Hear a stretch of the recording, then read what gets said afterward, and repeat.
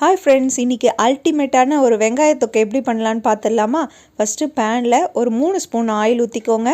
Oil heat ஆனதும் கடுகு போட்டு தாளிச்சிக்கோங்க. இதோட உளுத்தம்பருப்பு, கொஞ்சமாக சோம்பு ஆட் பண்ணிக்கோங்க. சோம்பு ஆட் பண்ணால் தொக்கு அல்டிமேட்டாக இருக்கும். நெக்ஸ்ட்டு கருவேப்பிலை ஆட் பண்ணிவிட்டு 4 வெங்காயம் கட் பண்ணி வச்சுருக்கேன். உங்களுக்கு வேணும்னா இன்னும் கொஞ்சம் கூட ஆட் பண்ணிக்கலாம். வெங்காயம் எவ்வளோ ஆட் பண்ணுறோமோ அந்தளவுக்கு டேஸ்ட்டாக இருக்கும். இப்போ வெங்காயம் வதங்க கொஞ்சமாக சால்ட் போட்டு வெங்காயத்தை நல்லா வதக்கிக்கோங்க. வெங்காயம் இந்த அளவுக்கு வதங்கினதுக்கப்புறம் ஒரு அரை ஸ்பூன் இஞ்சி பூண்டு விழுது ஆட் பண்ணிக்கோங்க.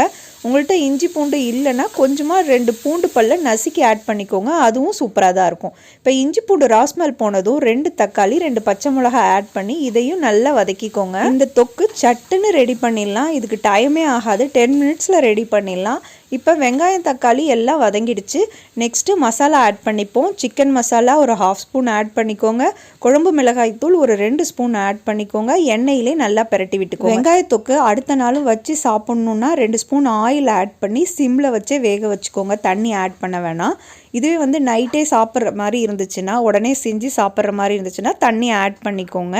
நான் தொக்கு ஸ்டேஜுக்கு வேணும் அப்படின்றதால கொஞ்சம் தண்ணி ஆட் பண்ணிக்கிட்டேன். நெக்ஸ்ட்டு தேவையான சால்ட் போட்டு உப்பு காரம்லாம் செக் பண்ணிக்கோங்க. செக் பண்ணிவிட்டு சிம்மில் வச்சு ஒரு 10 நிமிஷம் மூடி போட்டு கொதிக்க வச்சுருங்க. அவ்வளோதான். பாருங்கள், நம்ம வெங்காயத்தொக்கு சீக்கிரமாகவே ரெடி ஆகிடுச்சு. பாருங்கள், இந்த வெங்காயத்தொக்கு அல்டிமேட்டாக இருக்கும். எல்லாத்துக்குமே இது சைட் டிஷ்ஷாக எடுத்துக்கலாம். சாதத்துக்கு, சப்பாத்திக்கு, தோசைக்கு, இட்லிக்கு எல்லாத்துக்குமே இது சூப்பராக இருக்கும். சட்டுன்னு ரெடி பண்ணிடலாம். அவ்வளோதான், நம்ம சூப்பரான வெங்காயத்தொக்கு ரெடி ஆகிடுச்சு. சப்பாத்தியும் ரெடியாக இருக்குது. இப்போ ஒரு 2 ஸ்பூன் வெங்காயத்தொக்கை வச்சு சப்பாத்தி வச்சு சாப்பிட்டு பார்த்தா ஆஹா அருமையாக இருந்துச்சு. நீங்களும் இதே மெத்தடில் உங்கள் வீட்டில் ட்ரை பண்ணி பாருங்கள். இது சப்பாத்திக்கு மட்டும் இல்லை, இட்லிக்கும் அல்டிமேட்டாக இருக்கும். கண்டிப்பாக ட்ரை பண்ணி பார்த்துட்டு எப்படி இருந்துச்சுன்னு கமெண்ட்ஸ் பண்ணுங்கள். Bye friends.